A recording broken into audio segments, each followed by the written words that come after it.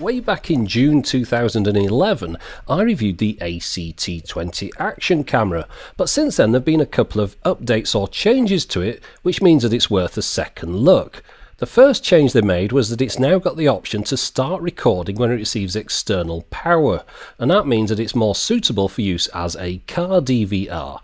And the second thing that's happened is that they released a 120-degree wide-angle lens version, and that means that it's more suitable for use as a helmet camera. So in this video I'm going to revisit the camera and focus mostly on those two features. Well, first off, let's have a look at the camera itself. This is the new one here, and this is the old one on the right.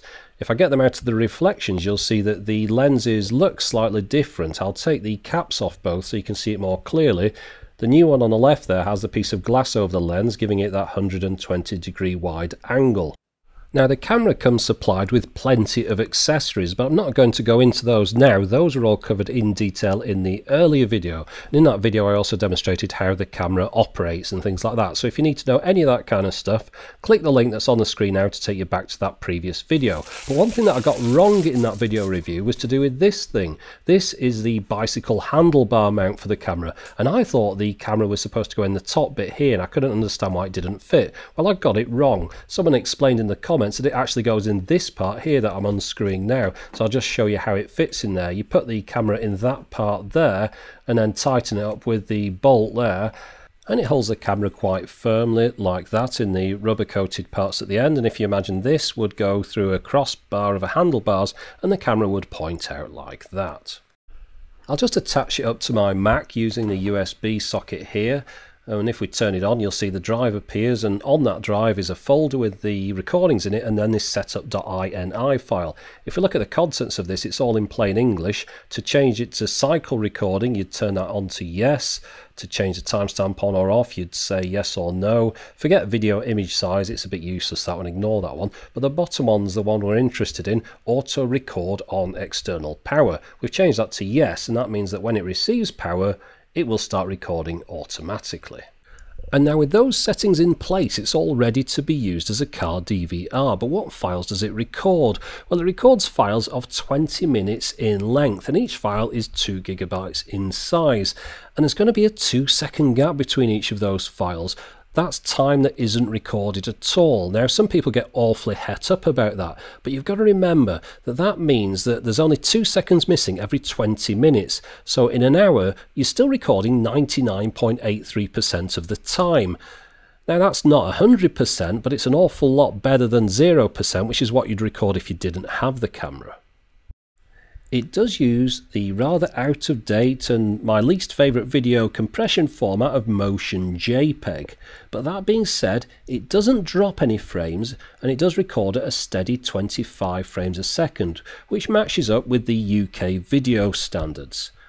Now, I'll just put it into the car, so we'll plug it into the power at this end, and we'll plug the other end of that lead into the USB port on the back of the camera, and we'll start the car up and see what happens. Now you can see from the two lights on the top here, the red one flashing means it's charging, and the blue one flashing means it's recording. So it is recording, now it's received the power. So to stop it recording, we just turn off the power like that, and after a second or so both lights go out. Now, one benefit of using this camera rather than a dedicated car DVR camera is that it's a lot smaller, and therefore probably quite a bit easier to hide away somewhere if you took a little bit of time over it. Anyway, let's go outside now and we'll just have a look on the road at what the video looks like. As you can see, it's okay, it's nothing special. There is a bit of a problem though, you'll notice this coming up now, and that's when I go over this wobbly bit. You'll see this CMOS wobble going up and down, making you feel rather seasick looking at that, and the camera does suffer from CMOS wobble quite a bit. It also suffers from problems with lighting conditions. You'll see it's rather dark and dull here, but if you look at the bottom right, that time is correct. It is lunchtime, so it shouldn't really be as dark as that. The camera does have a bit of difficulty adjusting to the right brightness sometimes. Talking of brightness, this is what it looks like at night. You can see it's really rather dark and quite hard to make anything out, and I have tried other cameras that are quite a bit better than this camera in these conditions. You'll imagine if somebody ran out onto the road now, you probably wouldn't be able to see them. And now this is even lower street light conditions, and that's completely dark. Now, there was one thing I couldn't demonstrate in my original review of the 60-degree ACT20, and that was the sound quality, because I didn't have anything that would enable me to convert the sound and the video into something that iMovie would recognise. Well, since then I'm now using different software. FLV Crunch will convert the files properly, so for the first time I'm now able to demonstrate to you the sound quality of the ACT20.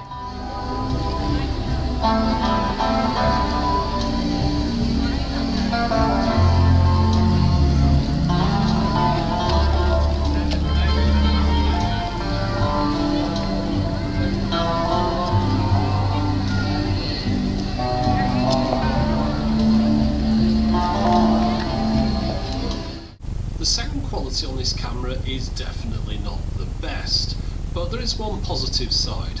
The microphone is a hole at the front, so it doesn't matter if you've got the waterproof cap on the back or not, it doesn't change the quality of the sound.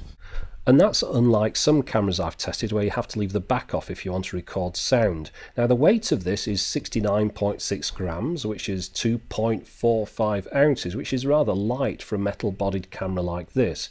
It's also got a very long 3-hour battery life, and then when you combine that with the 120-degree wide-angle lens and all these different mounting options, you've got the perfect camera for putting on a motorcycle helmet. So that's what I did, and I put it side by side with the old 60-degree model, and I went out and tested them on the bike.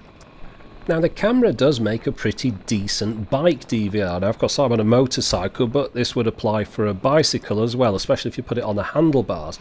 It would be useful for recording your journeys to demonstrate what had happened if you got in an accident. Now, it's not the quality of footage that you would take off the camera and use to show your mates, it's more something that you'd use for your own security purposes. Now, I'll just show you the same scene from the 60-degree camera, so I'll just flip over to that. Now you see I've got the camera pointing in the wrong direction here. I mean, it's pointing in the same way as the other one, but because of its narrower field of view, you have to get it more accurate than the other one. The other one's more forgiving. To give you a bit more demonstration of that, here's what the 120-degree lens looks like at this junction, and I'll just turn around this corner and we'll flip over to the 60-degree version, and this is that one now. As you can see, I'm kind of missing all the important bits, so really you're much better off with the 120-degree lens version. It gives you more opportunity of getting things in shot. I mentioned earlier on that the camera does have a little bit of difficulty with light and dark, and as I head towards this low winter sun, you can see the scene bleaches out quite a lot.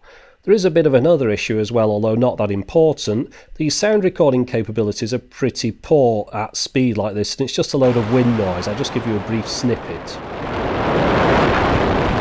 And I think that's quite enough of that. Now, there's one question I get asked quite a lot, and that's from people looking for a cheap HD action camera. They're looking for something about £50 or $80 that's rugged, able to take a few knocks, and that can take paintballing and things. Now, it very nearly is this camera. It comes with all these different mounting options, so you can put it on, say, a mountain bike or on your helmet or on top of a gun or something like that. But the problem is the video quality just isn't good enough. It's really not suitable for fast movement, running around, and it's actually quite blurry when you zoom in on it like this. It's not a decent 720p video quality at all. And then on the other hand, you've got these keyring cameras, the 808 cameras, and there's quite a few different models of these now, but more or less most of them are pretty decent now. The 808 16 cameras, there's versions available with a 120-degree wide-angle lens, which is the same as this ACT20 I've just been testing. But the problem with those is the case design's useless. I mean, you can't mount it to anything.